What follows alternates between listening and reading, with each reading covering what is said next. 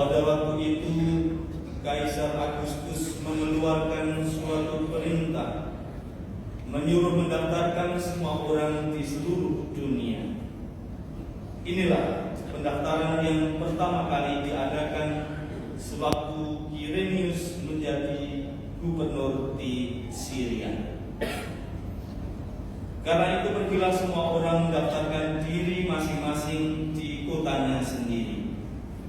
Demikian juga Yusuf pergi dari kota Nazaret di Galilea ke Yudea, ke kota Daud yang bernama Bethlehem, karena ia berasal dari keluarga dan keturunan Daud, supaya didaftarkan bersama-sama dengan Maria, tunangannya yang sedang mengandung.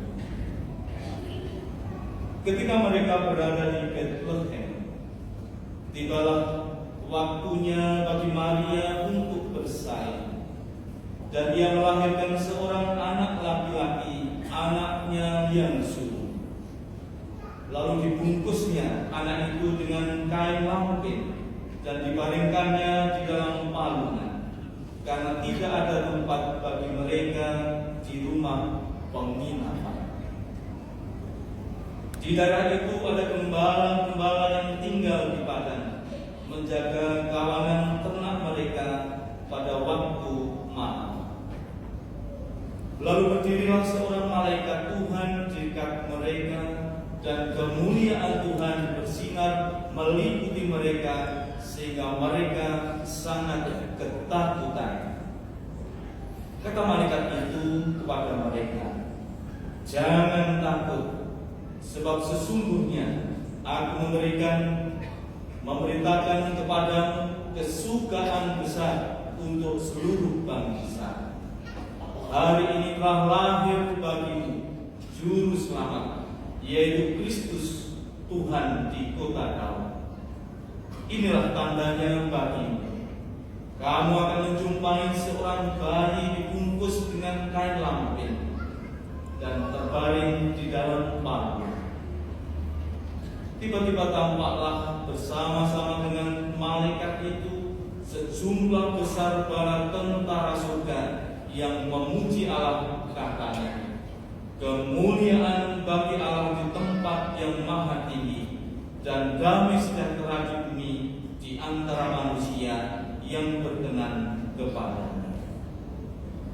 Demikianlah Injil Tuhan.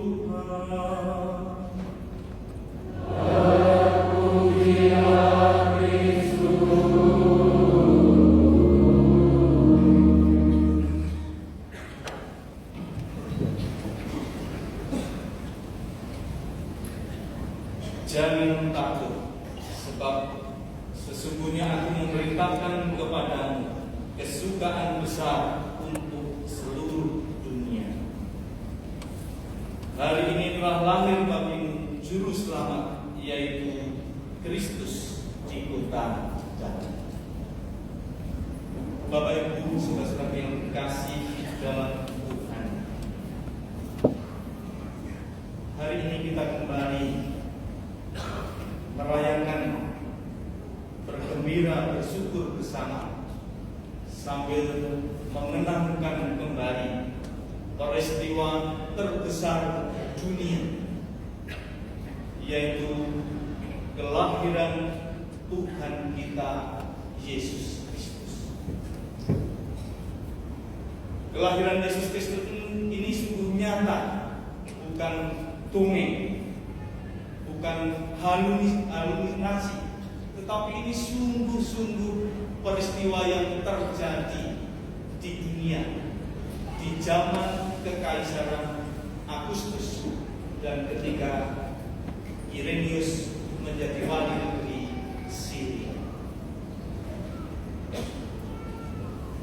Peristiwa ini juga peristiwa yang sungguh-sungguh ditunggu-tunggu oleh bangsa Israel saat itu, yang pernah dinubuatkan oleh para nabi, sebagaimana dalam bacaan pertama kitab Yesaya. Seorang anak manusia akan lahir untuk kita sekalian. Bapak Ibu dan saudara-saudaraku yang terkasih dalam Tuhan kita Yesus Kristus, kelahiran Tuhan ini sungguh-sungguh ajaib, sesuatu yang sangat luar biasa bagi dunia saat itu, bahkan juga saat sekarang. Karena inilah peristiwa Allah campur tangan kepada hidup kita, hidup dunia ini, hidup manusia, hidup kemanusiaan kita. Allah berkali-kali telah mengirimkan para nabi untuk menyelamatkan dunia ini dari kuasa-kuasa dosa. Tetapi setelah para nabi dikirim, diutus untuk berbicara menurut Allah sendiri, menurut kehendak Allah, bangsa Israel kembali jatuh ke dalam dosa, menyembah dunia ini, menyembah yang bukan seharusnya mereka sembah, yaitu Allah sendiri. Karena itu kejatuhan dosa manusia ini, Allah memandang bahwa kita tidak mungkin selamat karena usaha kita sendiri. Itulah yang juga lain-kali Yesus mengatakan, kita ini seperti anak domba yang di tengah-tengah serigala, yang kita tidak mungkin menang dengan serigala itu. Hanya karena campur tangan Allah kita dapat memenangkan. Inilah mengapa Yesus hadir di dunia, karena ingin menyertai perjalanan hidup kita di dunia ini, supaya kita bisa memenangkan iman, supaya kita kelak bisa kembali ke dalam kemuliaan Tuhan, asal dan tujuan hidup kita.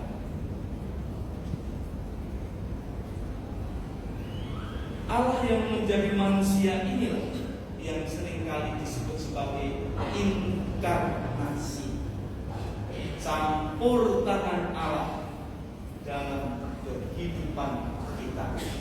Karena sekali lagi kita tidak mungkin selamat karena usaha kita sendiri, melainkan hanya dengan Dia kita dapat meneruskan persiaran hidup ini, dan kelak kita dapat bertemu dengan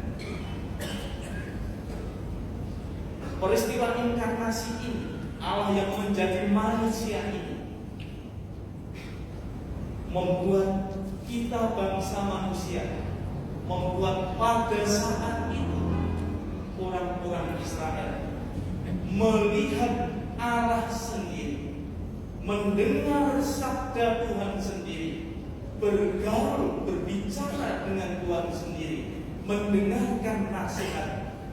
Karena di dalam Yesus itulah Allah sendiri yang hadir, yang bisa kita raba, yang bisa kita dengar, yang bisa kita lihat. Allah yang menyertai kita, untuk kita bisa bersatu dengan Tuhan, supaya kita juga bisa melihat Dia, kita bisa berbicara dengan Dia, kita juga bisa mendengarkan suara Dia. Ada 3 kemungkinan. Yang pertama, manusia seperti kita ini yang terbatas, yang dalam kerapuan, yang dalam kedosaan ini, mau menjadi seperti Allah.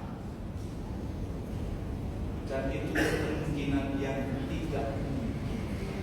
Kita tidak mungkin menjadi seperti Allah, apalagi menjadi Allah. Kemungkinan yang kedua, kalau kita mau bersatu dengan Tuhan, yaitu manusia tetap menjadi manusia dan Allah tetap menjadi Allah. ini pun juga tidak mungkin kalau Allah tetap berdiam di tahtanya dan kita juga tidak tetap berada di dunia ini. Tidak mungkin ada komunikasi dan tidak mungkin kita bersatu dengan Dia. Maka kemungkinan yang ketiga agar kita dapat bersatu dengan Tuhan, yaitu Allah sendiri yang maha besar, yang maha tinggi, yang maha kuasa, menjadi seperti kita, menjadi manusia. Allah yang maha agung, maha besar itu kemudian terbatas oleh waktu, terbatas dengan tubuhnya yang sudah tidak begitu bisa seperti Allah dalam rupa yang terbatas seperti itu. Tetapi justru itulah Allah mau menyertai kita. Allah mau menderita, mau menjadi seperti kita untuk menyelamatkan kita sekalian. Karena sekali lagi, kalau Allah tetap Allah dan kita tetap manusia tanpa ada perhubungan, tidak mungkin kita bersama. Kalau Allah tetap Allah dan kita manusia mau menjadi Allah, tidak mungkin juga. Karena itu inkarnasi adalah Allah yang maha kuasa itu menjadi manusia seperti itu. Bapak Ibu dan saudara-saudara yang terkasih, maka bagi kita saat ini yang merenungkan peristiwa besar dunia, campur tangan Allah kepada hidup manusia, hidup kita ini, cara Allah berinkarnasi, cara Allah menjadi manusia ini menjadi cara hidup kita dalam komunitas apapun, dalam keluarga kita, dalam komunitas hidup menggereja, dalam masyarakat, dalam hidup di lingkungan pekerjaan kita. Cara Allah inilah yang seharusnya kita terapkan kalau kita memang sungguh-sungguh menjadi murid Yesus, yaitu menjadi seperti mereka. Kita tidak mungkin menonjolkan diri dalam keluarga kita. Kita hanya mau bisa bergaul dengan mereka kalau kita sederajat, kalau kita sama seperti mereka, kalau kita menghormati, kalau kita rendah hati, kalau kita tidak menonjolkan diri. Dan inilah cara hidup kita. Dan di sana kita menemukan nilai-nilai kealahan yang lain, mengampuni, mencintai, menghormati adalah cara-cara kita berinkarnasi. Tidak mungkin kita mau bersama dengan orang lain dalam keluarga, dalam masyarakat, dalam hidup penggereja kalau kita membawa diri kita, kalau kita menonjolkan diri, kalau kita membawa latar belakang kita masing-masing. Tidak mungkin. Hanya dengan berinkarnasi kita dapat bersama-sama dengan mereka. Yang kedua, peristiwa Yesus yang lahir di kandang yang amat sederhana ini, yang mengalami duka nestapa, mau mengajarkan kita supaya kita hidup sederhana, supaya kita hidup sesuai yang menjadi kebutuhan kita, yang pokok, yang primer, yang utama dalam kehidupan kita. Karena kalau kita renungkan,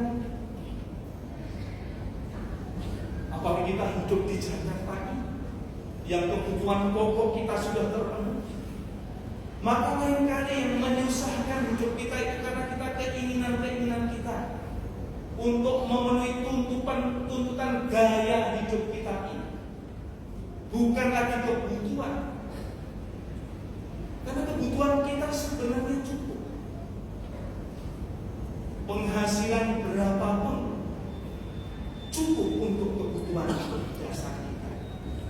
Tetapi sekali lagi, berapapun uang kita, berapapun tabungan kita, tidak akan pernah cukup untuk memenuhi gaya hidup kita.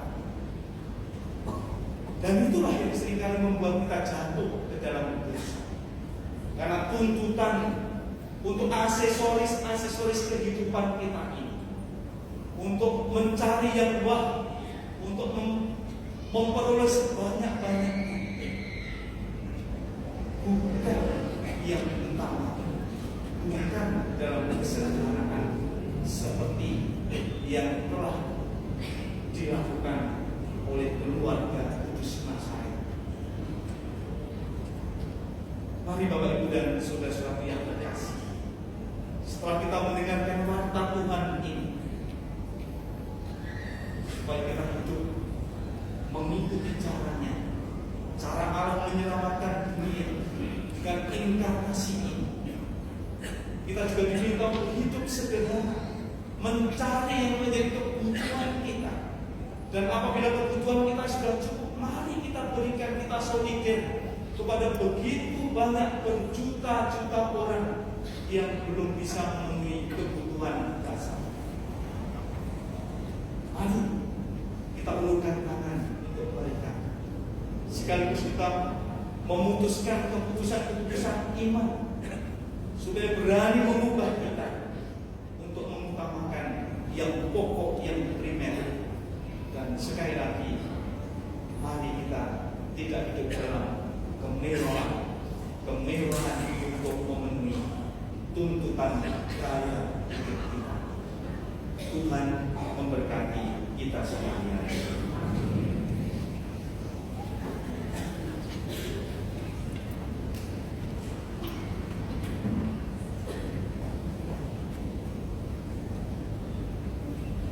Mari kita sambil berdiri dan kita kembali iman. Aku percaya akan Allah, Bapa yang Maha Kuasa, Pencipta langit dan bumi, dan akan Yesus Kristus, pada yang Engkau Bapa, yang akan menjadi terus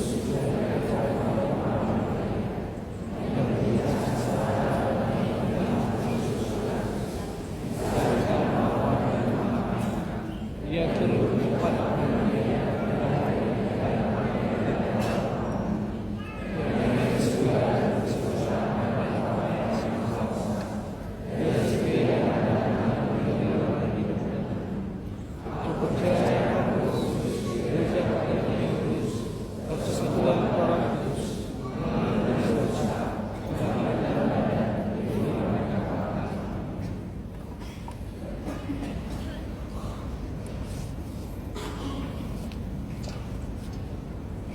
Saudara dan saudara yang berbahagia, malam penuh kedamaian ini memancarkan pancaran kasih Allah yang selalu mau memberkati dan menyelamatkan kita umat-Nya. Maka marilah dengan penuh iman kita menyampaikan permohonan kepada Yesus yang lahir bagi kita. Semoga iman akan kedatangan kerajaan-Nya di dalam diri Yesus Kristus semakin mendorong gereja untuk selalu memperbarui diri, umat, dan masyarakat seturut kehendak-Nya. Marilah kita mohon. Kabulkanlah kami ya Tuhan. Bagi perdamaian di antara umat manusia, semoga nyanyian para malaikat pun menjadi nyanyian kita dalam perjuangan untuk selalu mewujudkan perdamaian, keadilan, dan keselamatan bagi seluruh umat manusia. Marilah kita mohon. Kabulkanlah kami ya Tuhan. Bagi para penganggur, gelandangan, pengungsi, dan tawanan, semoga para penganggur, gelandangan, pengungsi, dan tawanan dapat menemukan pada diri kita segala sesuatu yang mereka perlukan, tangan-tangan yang mau menolong,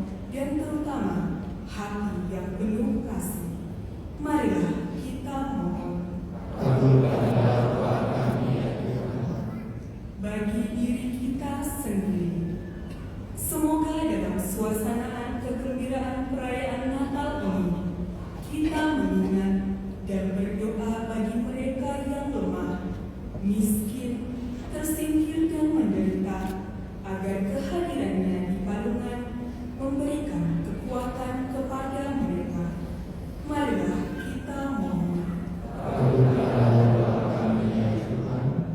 Dalam keheningan kita masing-masing sampaikan doa, harapan dan permohonan kita kepada bayi Bethlehem.